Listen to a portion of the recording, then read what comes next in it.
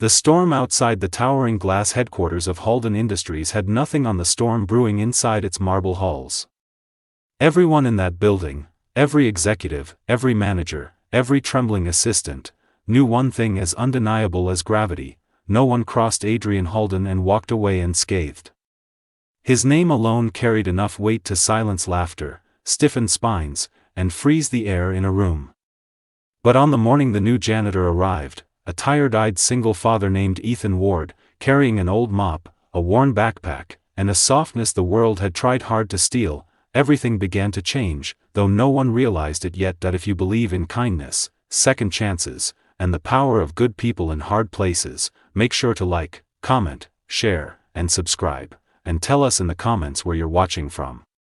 Ethan stepped through the revolving doors with shoes that had seen better days, his uniform slightly oversized, and the unshakable weight of responsibility tugging at his shoulders.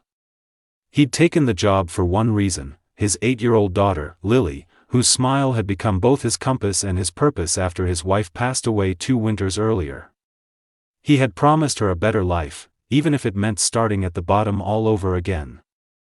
The night before, he had tucked her into bed in their tiny apartment just above the laundromat and told her he was going to work in a big fancy building, and Lily had proudly drawn him a picture of a tall man holding a mop like a superhero's staff. He'd folded that picture and tucked it into his pocket the next morning. It was his reminder of why he kept breathing. Halden Industries was a place where the elite walked like kings, where people whispered rumors about Adrian Halden's coldness, where decisions were made in boardrooms that could shake whole markets. But Ethan wasn't thinking about any of that. He cared about making enough to keep the lights on, to buy Lily's medicines when her asthma flared, and to one day save for the inhaler he knew she needed but couldn't yet afford.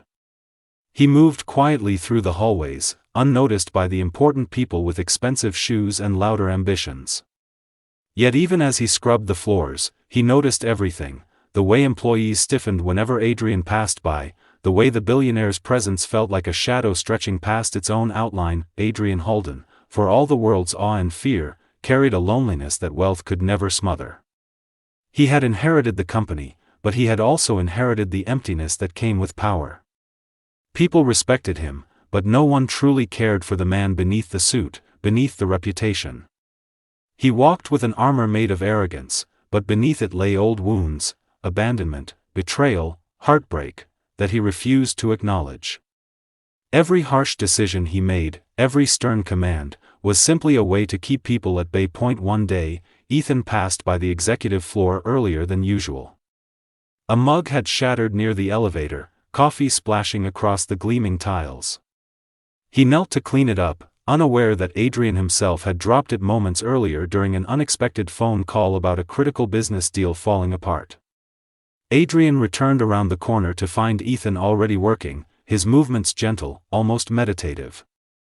Adrian stared for a moment at the janitor, who didn't flinch in his presence, who didn't avoid eye contact like everyone else. Ethan stood, apologized for being in the way, and stepped aside. Adrian said nothing, simply nodding before walking away. But something in him paused, something small, like the first crack in a long frozen river. Over the next weeks, Ethan's quiet kindness began leaving invisible fingerprints on the building. He brought an extra sandwich one day for the security guard who often skipped lunch. He fixed the handle of a filing cabinet so the receptionist wouldn't pry it open with a butter knife every morning. He replaced the wilted office plant with a small fresh one he bought using coins Lily had helped him collect in a jar labeled "Good Things Grow." He even left small thank you notes for people who rarely heard appreciation, and people felt it. The building seemed to breathe lighter, though no one mentioned it aloud. Then came the day everything shifted. Ethan received a call from Lily's school during his shift. She'd suffered a severe asthma attack, and the school nurse urged him to come immediately. Panic surged through him. He rushed toward the exit, unaware that Adrian, stepping out of a meeting room, noticed the distress carved into Ethan's face. Ethan didn't make it to the bus stop before collapsing onto a bench, head in his hands, whispering apologies into the void, for not having a car, for not being fast enough, for not being the father Lily deserved. Minutes later, a black sedan pulled up in front of him. The tinted window rolled down, revealing Adrian Halden himself. He didn't ask questions. He simply told Ethan to get in. The drive felt endless. Ethan's heart hammered against his ribs as if trying to escape. Adrian didn't speak until they arrived at the clinic, but when he did, his voice was quieter than Ethan expected. He told Ethan he understood what it meant to fear losing someone you loved, and that no parent should fight that battle alone. Ethan thanked him with trembling hands, and Adrian, for the first time in years, felt something unfamiliar but warm settle into his chest. Connection. Lily recovered, but the medical bills hit like a tidal wave. Ethan didn't know how he'd ever pay them. He tried to work extra shifts, skipped meals, and sold whatever little they had of value. But it wasn't enough. One evening, after the longest shift of his life, he returned to find Lily asleep with her inhaler beside her and a pile of unpaid bills on the table.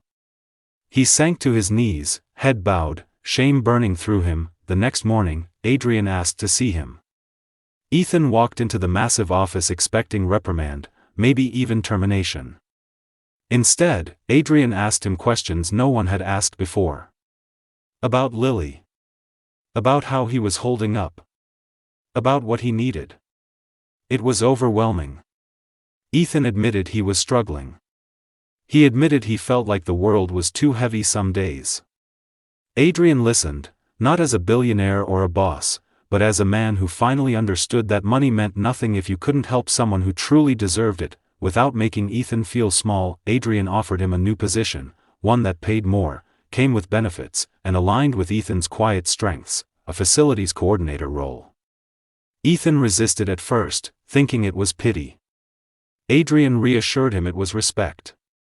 Ethan had changed the atmosphere of the building by simply being himself. He had restored a sense of humanity that Adrian didn't realize was missing. And in return, Adrian wanted to change Ethan's life too. Ethan accepted. Lily's eyes lit up when he told her. She hugged him tightly and whispered that he was her hero. As the months passed, Ethan continued to work with the same humility, the same kindness, but now with stability beneath his feet. Lily's health improved. Their home grew a little warmer, a little safer. Adrian visited more often, bringing small gifts for Lily, sharing quiet conversations with Ethan, learning how to soften his own edges. The billionaire who once ruled through fear began learning how to lead with compassion. People in the building noticed the change.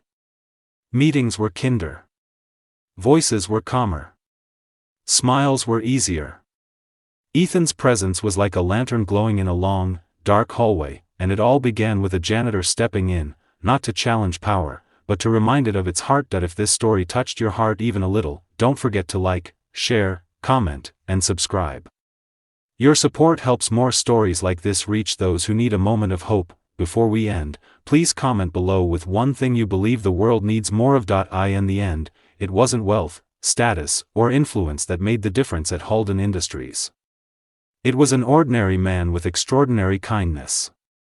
Ethan Ward didn't change the world by being powerful. He changed it by being good. And sometimes, that's enough to melt even the coldest hearts and rebuild lives in ways no one ever expected.